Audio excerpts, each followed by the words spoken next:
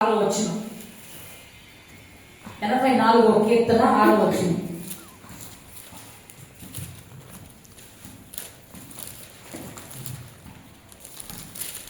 వారు బాకాలోయలో పడి వెళ్ళుచు దానిని జలమయముగా చేయుదురు. తొలకరి వాన దానిని దీవెనలతో కప్పును. హల్లెలూయా. బాకాలోయ అంటే దుఃఖం అంట, దుఃఖకరమైన పరిస్థితి అంట, బాధే బాకాలోయలో ఉంది, దుఃఖం అంట. ఆ దుఃఖము ఎండిపోయిన స్థితిలో, ఎడారైన స్థితిలో. ఇక ఆ దుఃఖం ఎట్టా ఉందంటే ఏడ్చి అలసిపోతే ఏమైపోతాయి, అక్కడ కన్నీళ్ళు అయిపోతాయి, నీళ్ళు ఎండిపోతాయి. ఆ లోయ పేరు అటువంటిదంట. ఇశ్రాయేలు ప్రజల ప్రయాణంలో బాకా లోయలో దగ్గర ఆగిపోయి ఉన్నారు.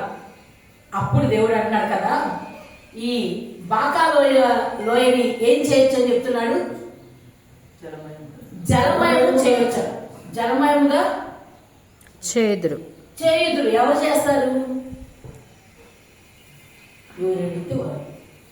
నీకు నాకు మన జీవితాల్లో బాకా లోయలు ఉన్నాయి. బాకా లోయ లేని వాళ్ళ జీవితంలో ఉందా? అందరికీ లోయలు ఉన్నాయి. ప్రతి ఒక్కరి రేంజ్ లో నీకుండే బాధ నీది, నాకుండే బాధ నాకి, వాళ్ళకుండే బాధ వాళ్ళది. ప్రతి ఒక్కరికి ఒక బాకా లోయ ఉంది. చెప్పుకుంటే చాలా ఉంది వెనకాలంట. అవునా కాదా? నోరు తెలిసి చెప్పుకోలేకపోతుంది, కానీ నా గుండెలో ఎంత ఉంది, నా గుండెలో అంత ఉందని చెప్పేవాళ్ళే ఎక్కువ. అమ్మ ఏంటి సంగతి అంటే ఇక అప్పుడు నోరు తెరిచి చెప్తే గనక చాలా భారతమైపోయింది. కాబట్టి ఈ లోయ జలముతో నింపబోతున్నాడంట దేవుడు. ఏ జలముతో నింపాలి అమ్మా? తొలకరి బాధ కురిసిద్దంట అక్కడ. మరి నీ నా లోయ నింపబడాలి అంటే ఏం చేయాలి? నీ లోయ నింపుతావరా? కాకుండా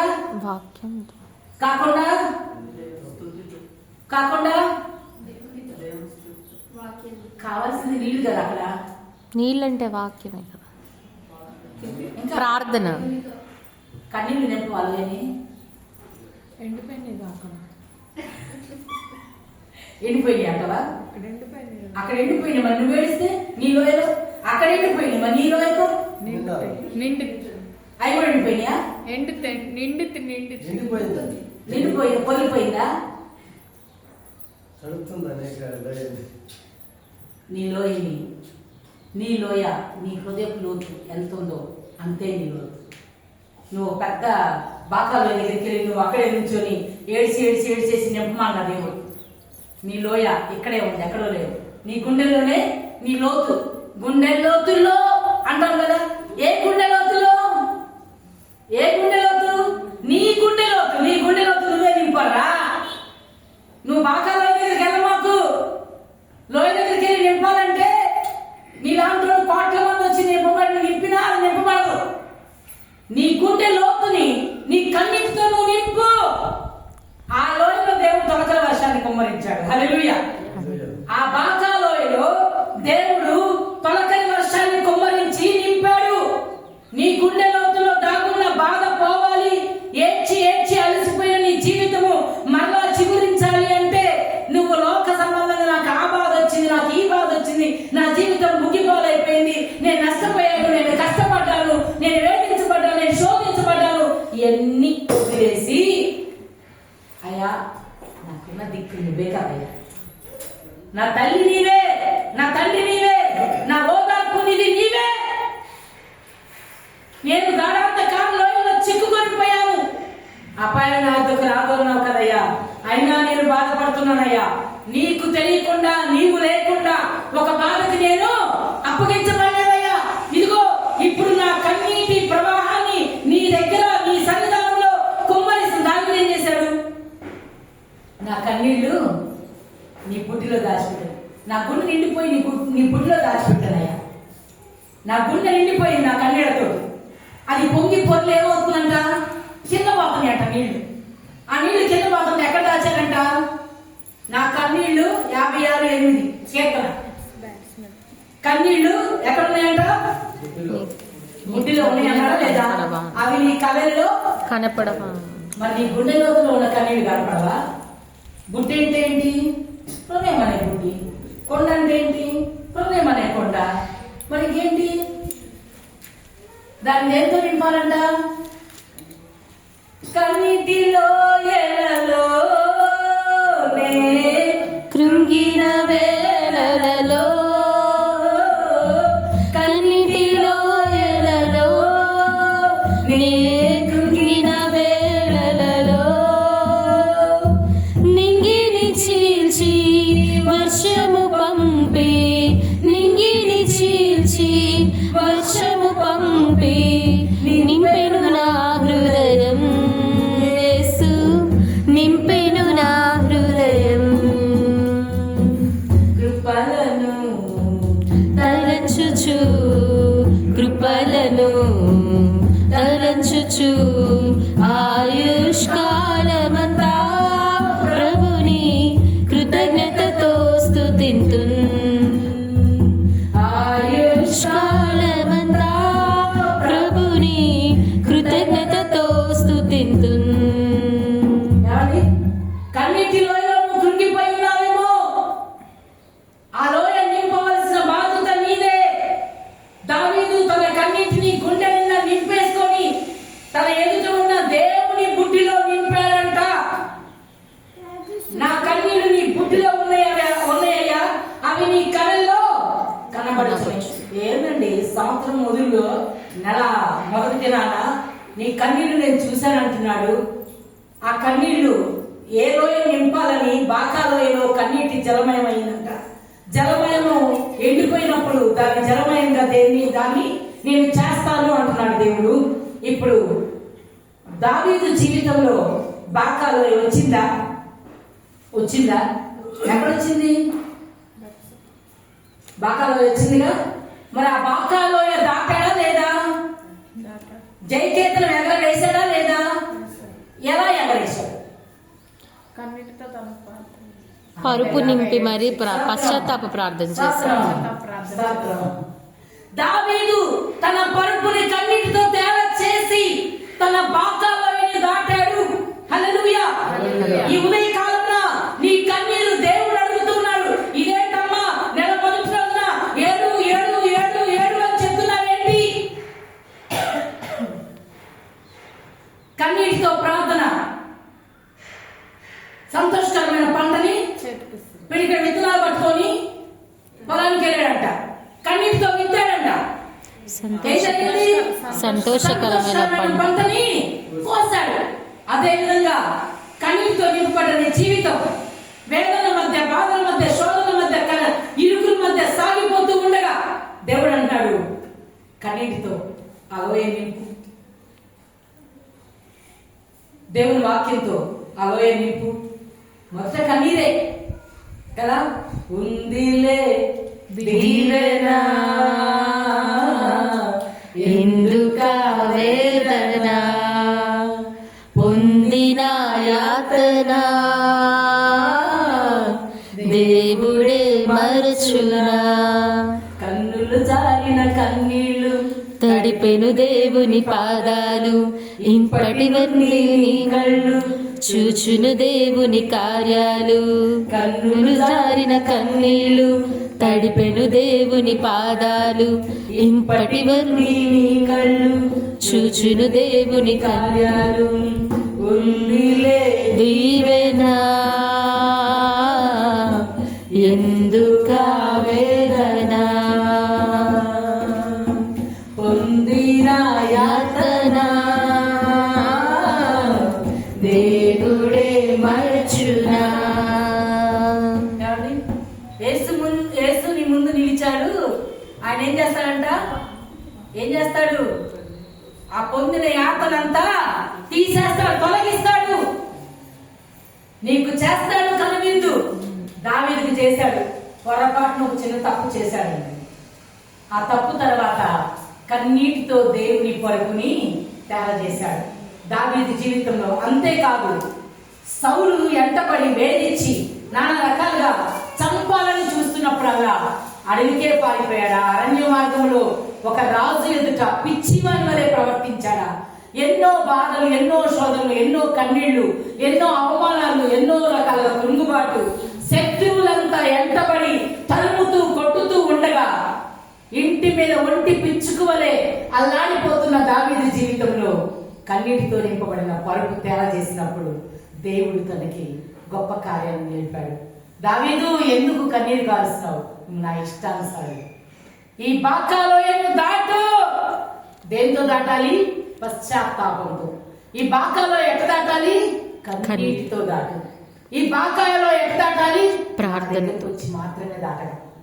బాధ రాగానే కృంగిపోయి ఈ చివరికి, ఆ చివరికి, ఆ మూలకి, అసలు బాధ తీర్చగలిగిన వాళ్ళ దగ్గరికి వెళ్ళకుండా ఈడ కూర్చొని నేను బాధపడితే కార్యం జరిగిందయ్యా, నాకు బాధ వచ్చింది, నేను బాధకి నివారణ ఎక్కడ దొరికిందో అక్కడికి వెళ్ళకుండా, బాధ పోయే దగ్గరికి వెళ్ళకుండా, బాధ పడుతూనే ఎక్కడో కొండల దగ్గర పోయి, గుట్టల దగ్గర పోయి, లోయల దగ్గర పోయి ఆడ కూర్చుంటే ప్రయోజనం లేదు.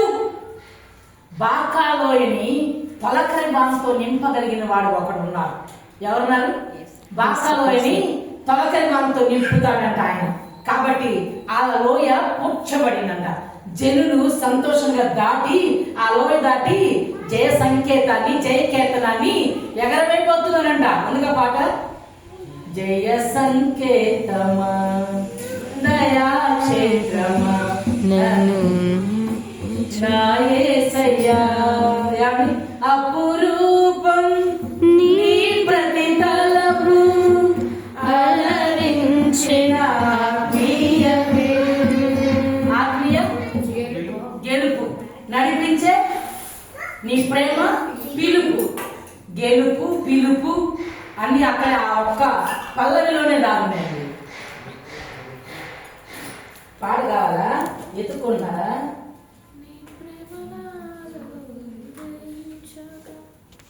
నా కొరకు సర్వము సమకూర్చునే, నన్నే ప్రేమించ మనసాయనే, నీ మనసెంతో మహోన్నతం, కొంతైన నీ రుణము తీర్చేదెలా, నీవులే క్షణమైన బ్రతికేదెలా.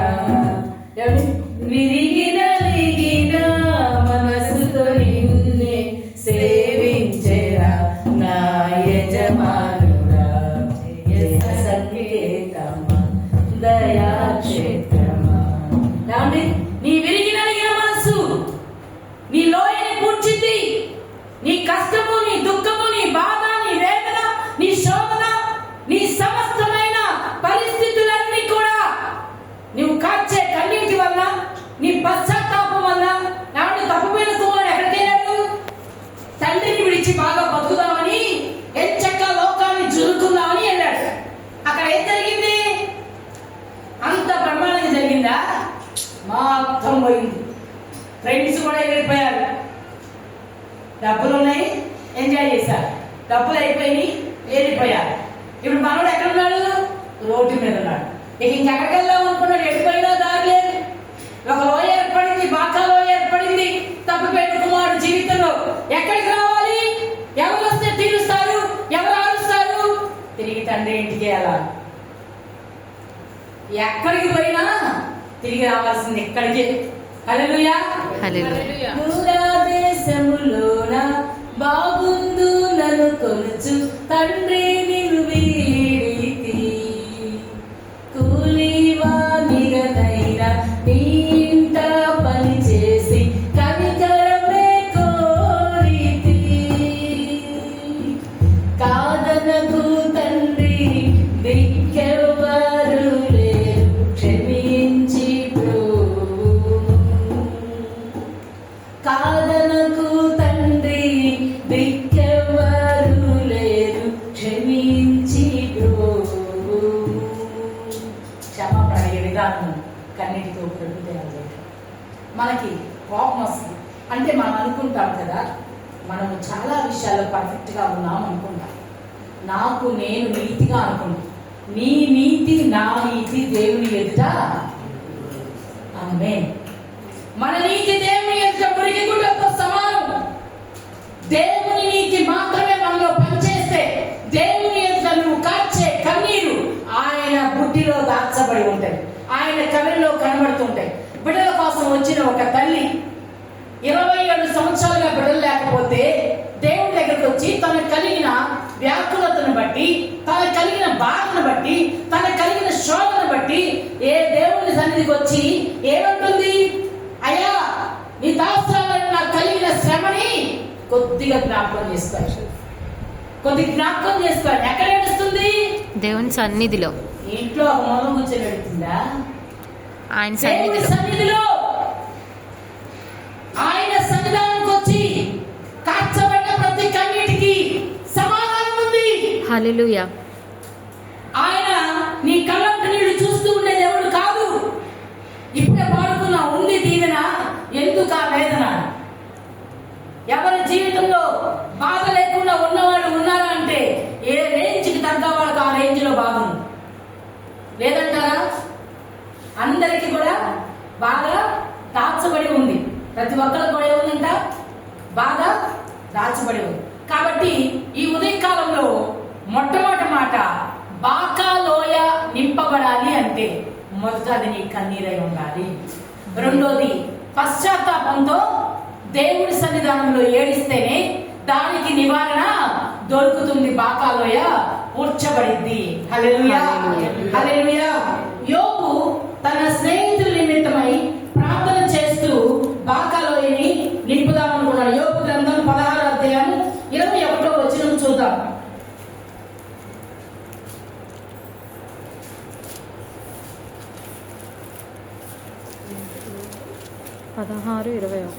నా స్నేహితులు 16:21. నరపుత్రుని విషయమై వాని స్నేహితునితో నరపుత్రుని విషయమై వారి స్నేహితునితో వ్యాజ్యమాడవలని కోరి నేను దేవుని తట్టు దృష్టి ఉంచి కన్నీళ్లు ప్రవాహముగా విడుచుచున్నాను. ఎవరి కోసం? స్నేహితులు. ఎవరి కోసం అండి? స్నేహితుని నిందలేస్తున్నారు. నువ్వు దేవుడి దగ్గర బాగుంటే నీకు ఈ శ్రమ వచ్చిందా? నువ్వు దేవుడి దగ్గర బాగున్నావా? ఏమిరా యోగా మాట్లాడలేదురా అంటారు ఫ్రెండ్స్. యోగు వాళ్ళ నిమిత్తమై వాళ్ళకి ప్రత్యుత్తరం ఇచ్చగలిగిన శక్తి యోగు గారికి లేదు. అందుకని ఎవరి దగ్గర అడుగుతున్నారు? దేవుడి దగ్గరికి వెళ్ళాయా, నా స్నేహితులు నన్ను నిందిస్తున్నారయ్యా. ఏమండి, నా స్నేహితులు నన్ను నిందిస్తున్నారు, అవమానకరంగా మాట్లాడుతున్నారు, చెడ్డ మాటలు పలుకుతున్నారయ్యా, నేనేం చేయాలి, ఎలా సమాధానం చెప్పాలని దేవుడి దగ్గర స్నేహితుల నిమిత్తము సమాధానం చెప్పుటకు యోగు కన్నీటిమయంగా జల ప్రవాహంగా కన్నీళ్లు కారుస్తున్నారు. యోగుకు కలిగిన బాకాలో ఏంటి? స్నేహితులే వ్యర్థంగా మాట్లాడేస్తున్నారు. నువ్వు బాగుంటే ఇలా ఎందుకు దేవుడు దూరం అయిపోతావు? ఇలా ఒళ్ళంతా గజ్జి గురుపులు ఎందుకు వచ్చినాయి? నువ్వు దేవుడు బిడ్డవైతే నీకెందుకు ఈ శ్రమ? నువ్వెందుకు ఇంత బాధపడుతున్నావని యోగుని ఫ్రెండ్స్ అనేక రకాలుగా బాధిస్తూ ఉన్నారు. ఈ ఉదయకాలంలో నీ జీవితంలో కూడా నీ పక్కన ఉన్న వాళ్ళే, నీతో ఉన్న వాళ్ళే, నిన్ను కట్టుకున్న భర్తే, నీ చెల్లె, నీ అక్కే, నీ బిడ్డలే నిన్ను అవమానకరంగా మాట్లాడచ్చు. ఎప్పుడైనా యేసయ్య మాట్లాడా? నీ చుట్టుపక్కల వాళ్ళు మాట్లాడతారు, నీ ఇంట్లో వాళ్ళు మాట్లాడతారు, నిన్ను కట్టుకున్నాడు మాట్లాడతారు, నీ భార్య మాట్లాడింది, కానీ నిన్ను మాత్రం దేవుడు ఒక్క మాట కూడా మాట్లాడు. ఈ విషయం యోబు ఏం చేశాడంట? దేవుని దగ్గర ఏడుస్తున్నాడు. నేను కూడా ఇచ్చాను ఈ మధ్య కాలంలో నా స్నేహితురాలు నా బుజ్జు కోసం. ఒకే మాటగా ఒకే ప్రాణంగా ఉండేవాళ్ళు. 3 నెలలు మనిషిని కాలేకపోయారు. వాళ్ళు బాధ పెట్టిన విధానం బట్టి 3 నెలలు తినలేకపోతున్నాను, తాగలేకపోతున్నాను, ఒకటే ఏడుపున్నాను. ఎందుకంటే ఒకరిని మనం ప్రేమిస్తే వాళ్ళ పట్ల కలిగే ఆ ప్రేమ భావం అంత గొప్పగా ఉంది. వాళ్ళు మనల్ని బాధిస్తే ఇక మనం తట్టుకోలేము, ఏడుస్తూనే ఉంటాం. తోబుట్టుల వల్ల ఏడుస్తాం. తోబుట్టులు ఎంత బాధపడతారంటే వాళ్ళు చేయాల్సినవి చేసి మనల్ని నిందిస్తూ బాధపడతారు, వాళ్ళ నిమిత్తమే ఏడుస్తాం. కట్టుకున్న భర్త సమస్తం చేసినా కూడా భార్యను ఎక్కడో వాడు బాధపెడుతూ ఉంటారు. కట్టుకున్న భార్య భర్త అన్ని తెచ్చి పెడుతున్నా ఏదో పూర్వకంగా నింద వేసి మాట్లాడతారు. అప్పుడు బాధ కలిగింది. వీటన్నిటికీ బాధ నిమిత్తమై ఎక్కడ పోయి అడవాలి? దేవుని సన్నిధిలో కార్చాల్సిన కన్నీళ్లు. నీకు శ్రమ వచ్చింది, నీకు ఆట ఆడలేక ఏమంట? జీవన వ్యాపారపు ఆటను ఆడలేకపోతున్నాం. ఎక్కడికి వెళ్ళాలి? పిల్లలు లేకపోతే దేవుడి సన్నిధికి వెళ్ళింది. ఫ్రెండ్స్ గురించి మాట్లాడాలంటే దేవుడి సన్నిధికి వెళ్ళారు. పశ్చాత్తాపం పడ్డ కుమారుడు తిరిగి తండ్రి ఇంటికే వచ్చాడు. మరి నీవు నేను ఎక్కడికి వెళ్తున్నాము? మనుషుల దగ్గరకా, రాజుల దగ్గరకా, అధికారుల దగ్గరకా? మనుషులు నమ్ముకోండి కన్నా యెహోవాను ఆశ్రయించుట మేలు. అని ఎంత మేలు చేసిన పౌలు గారు తన జీవితంలో మేలు చేస్తున్నాడు, తిట్టించుకుంటున్నాడు. ఉందామా వచనం? సుక్కి కోడ దెబ్బలు తిన్నాడంట నవే గారు. పౌలు గారు కోడ దెబ్బలు తినింది, మేలు చేసి చెడ్డ అనిపించుకుంది. కొరింథీ పత్రిక 6వ అధ్యాయం ఉందని చూడమ్మా. 1 కొరింథీ 2 కొరింథీ. ఈ శ్రమలన్నీ ఓర్చుకుని వెళ్తా పౌలు గారు మాట్లాడుతున్న మాట ఏంటంటే, నేను మంచి పోరాటం పోరాడిన అనే మాట తిమోతిలో ఉంది. 6వ అధ్యాయంలో కొట్టబడుతున్నాను, అనేక మార్లు గోడ దెబ్బలు తిన్నాను, దూషించబడ్డాను. 11:23 చదవండి. మరి విశేషంగా 2 కొరింథీ 11:23 నుంచి. వారు క్రీస్తు పరిచారకులా, నేను వెర్రివాని వలె మాట్లాడుతున్నాను. వెర్రివాని వలె మాట్లాడుతున్నాను. నేను మరి ఎక్కువగా క్రీస్తు పరిచారకులను మరి విశేషంగా ప్రయాసపడుతుంది. మరి అనేక పర్యాయములు చెరసాలలో ఉంటుంది, అపరిమితంగా దెబ్బలు తింటుంది, అనేక మార్లు ప్రాణాపాయములలో ఉంటుంది. యూదుల చేత 5 మార్లు, 1 తక్కువ 40 దెబ్బలు తింటుంది.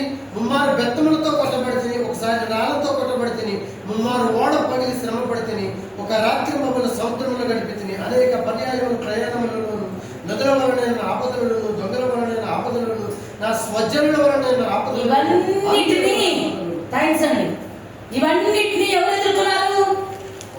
కోడ దెబ్బలంట, 3 మార్లు ఓడ ప్రమాదాలంట, మరి స్వజనుల చేత నిందలు, అవమానాలు, మేలు చేసి కీడు బలించుకునే మాటలు, వ్యక్తమైన మాటలు ఎన్నో పడ్డాడంట పౌలు గారు. కానీ పౌలు గారు అన్న మాట ఏంటో తెలుసా? తిమోతికి రాసిన పత్రిక 4:12, 4:7. మంచి పోరాటము, 2 తిమోతి. మంచి పోరాటము పోరాడి తిని, నా కొరకు కడను పీల్చి తిని, నా కొరకు బయట విశ్వాసము కాపాడుకుంటుని. ఇందులో ఈ దెబ్బలు కాకుండా ఇవ్యను గాక సంగమును కూర్చున్నటువంటి చింతయు నాకు కలిగాను. ఈ భారం దినదినము నాకు కలుగుతుంది.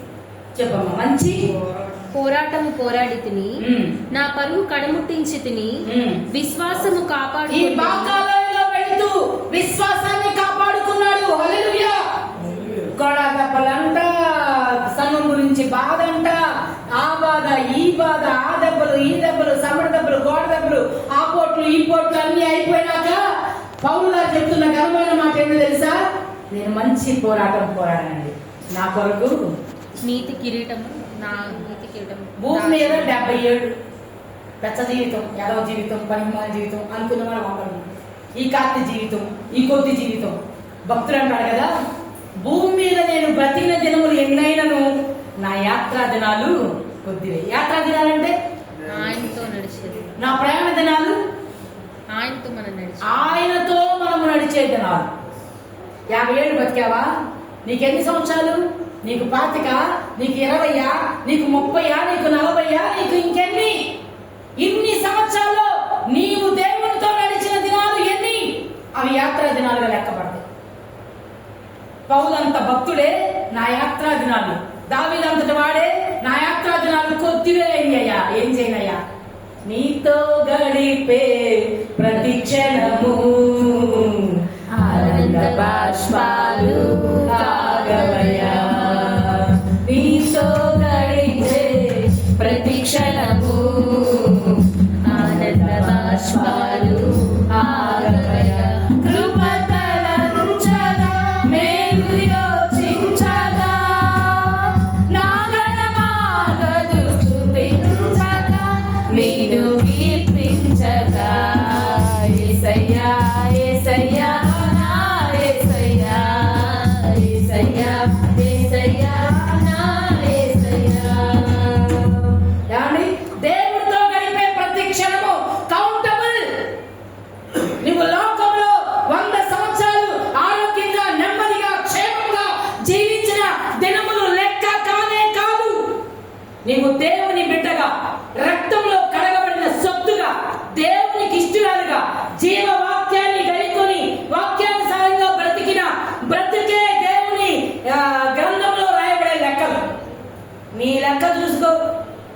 నా లెక్క నేను చూసుకుంటా.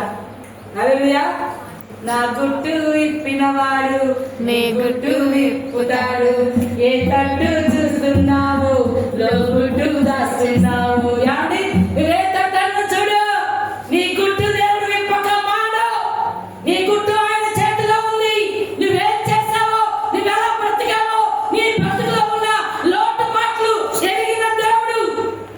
నువ్వేం తలంచినా, నీ హృదయంలో ఏమనుకున్నా, సమస్త విషయాలు చూడగలిగిన సూక్ష్మదర్శి, సూక్ష్మ నేత్రాలు కలిగిన వాడు పరిశుద్ధాత్మ దేవుడు. హల్లెలూయా. నేను ఆయనకి దాచలేదు. నా బ్రతుకు ఆయన ముందు తెరచిన పుస్తకం. నీ బ్రతుకు, నా బ్రతుకు తెరిచిన పుస్తకంలో ఆయన ముందు ఉండబోతుంది. తప్పించుకుంటావా దినం? తప్పించుకున్నామా? మరి ఇప్పుడే పశ్చాత్తాపం పొంది మన బాకాలో ఎన్నుకుంటామా? తొలకరి వర్షాన్ని ఇవ్వడానికి ఆయన సిద్ధంగా ఉన్నాడు. బాకాలోయని జలమయంగా మార్చడానికి ఆయన ఇష్టపడుతున్నాడు. ఎండిపోయిన స్థితి బాకాలోయ అంటే, ఎడారిగా అయిపోయిన స్థితి బాకాలోయ అంటే. ఆ లోయ నింపబడాలంటే కన్నీళ్లు కావాలి. ఆ లోయ నింపబడాలంటే అక్కడ ఇశ్రాయేల్ ప్రజలకి ఆ బాకాలోయలో తొలకరి వర్షము అవసరమై ఉంది. ఈ రోజు నీ ఎడారి జీవితంలో దేవుడు ఇచ్చిన ఆ యొక్క కన్నీళ్లు, ప్రార్థన, పశ్చాత్తాపపు ప్రార్థన, వాక్యం అనే ఊట అక్కడ ఉండాలి. ఇది లేకుండా నీ లోయ పోడ్చబడదు. పౌలు గారి జీవితంలో సమస్తమును పెంటగా ఎంచుకుంటే దేవుడిచ్చిన కృప దొరికింది. హల్లెలూయా. పౌలు గారి జీవితంలో ఏం దొరికిందంట? వదిలే, ఆగండి, వదిలే, సమస్తం బయట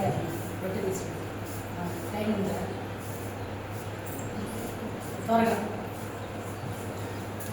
ఆ సమస్తాన్ని చేయగలిగిన సమర్థులైన దేవుని వైపు మన కన్నులు ఎత్తి చూడాలయ్యా. సంవత్సరంలో ఒక నెల రోజులు అయిపోయినాయి అయ్యా. ఈ 2వ నెలలో నేను ప్రవేశిస్తున్నాను. ఈ 2వ నెలలో మొదటి రోజు నేను ఉన్నాను. నా జీవితం ఏమైంది అయ్యా? ఏదో బ్రతుకు దేవుని కోసం లోకంలో బ్రతుకుతున్నాను, కానీ నీ కోసం బ్రతికే బ్రతుకు నాకు కావాలయ్యా. నీ నీ నీ చేయి పట్టుకుని నడిచే ధన్యత నాకు దయచేయి ప్రభా. లోకంలో ఎన్ని ఉన్నా అవి సున్నా. మనకి మంచి ఉద్యోగాలు, మంచి అందచందాలు, మంచి వెండి బంగారు నగలు, మంచి ఇంకా ఎన్నున్నాయో ఇల్లు, ఆస్తులు, అంతస్తులు ఎన్ని ఉన్నా అవి సున్నా. యేసు లేని మన జీవితం పెద్ద సున్నా. రీతి కూడా చేయడం పెద్ద సున్నా. కాబట్టి ఈ ఉదయకాలం దేవుడు మనతో మాట్లాడుతున్న మాట ఏందయ్యా అంటే, నీ బాకాలో నువ్వు కూర్చుకోవాలి.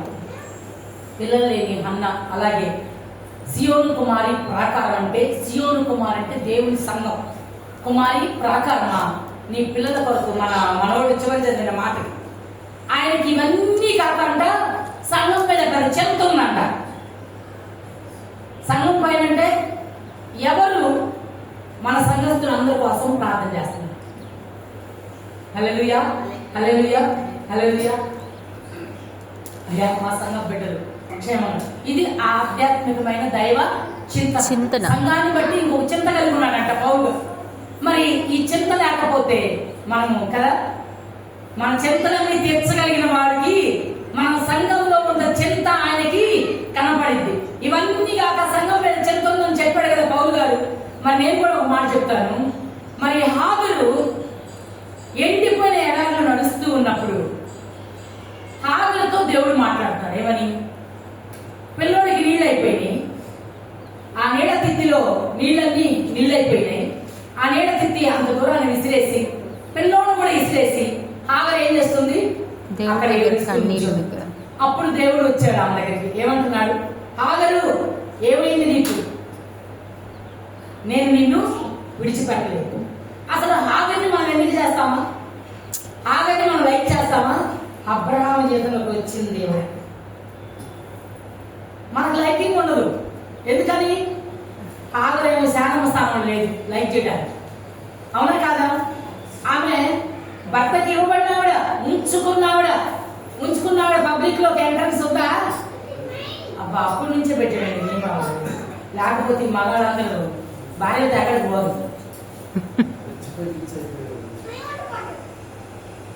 సెన్సార్ గారు భార్యతో ఎవరు కదండి?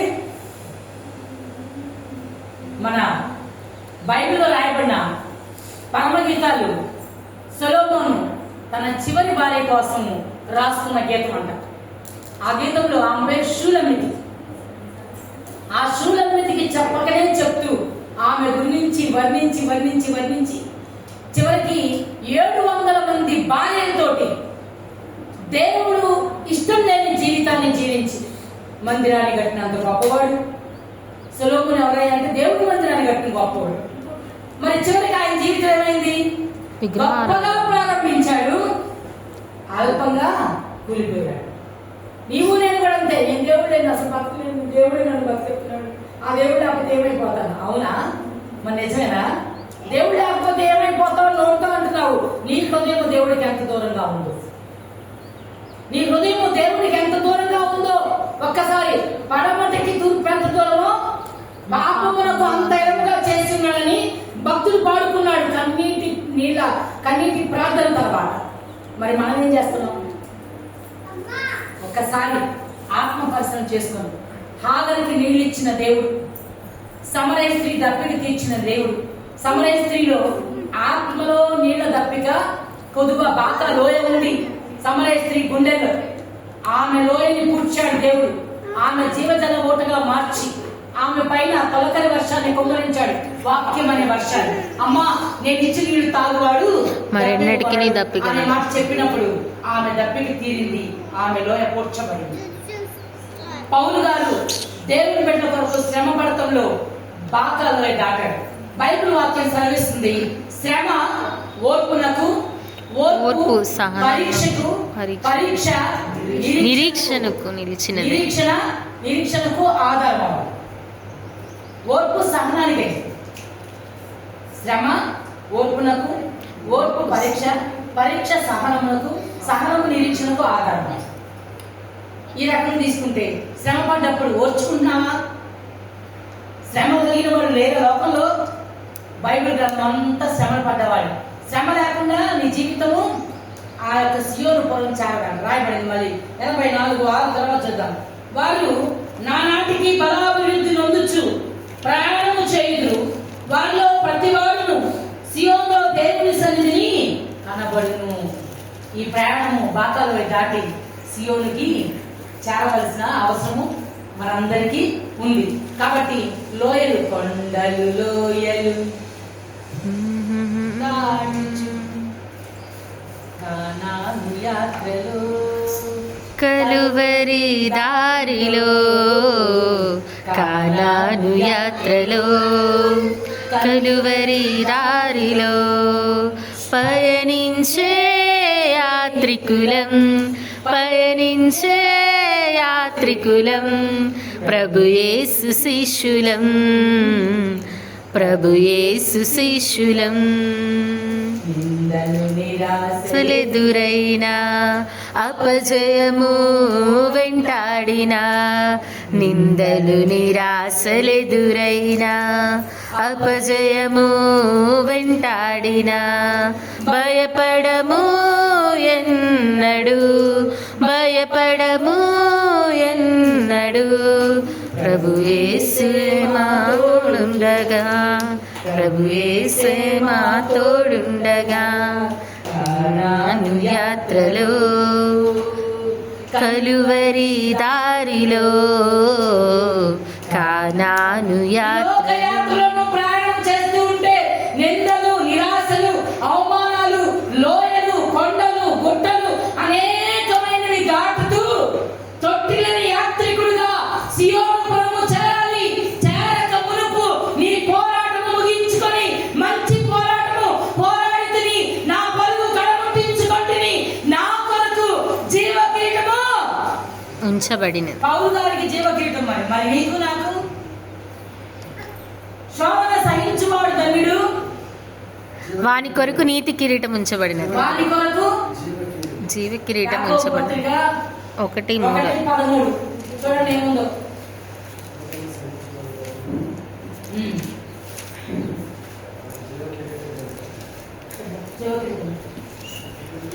శోధన సహించువాడు ధన్యుడు, అట్టివాడు శోధనకు నిలిచిన వాడై దేవుడు అనుగ్రహించు జీవ కిరీటము పొందును. శోధన సహించాలి కాబట్టి ఆయన జీవ కిరీటం పొందుకున్నాడు. మరి శ్రమ పడిన వాళ్ళు కీడు అనుభవం ఇప్పుడు చదువుకున్నాం మనం 90వ కీర్తన. No pain, no gain.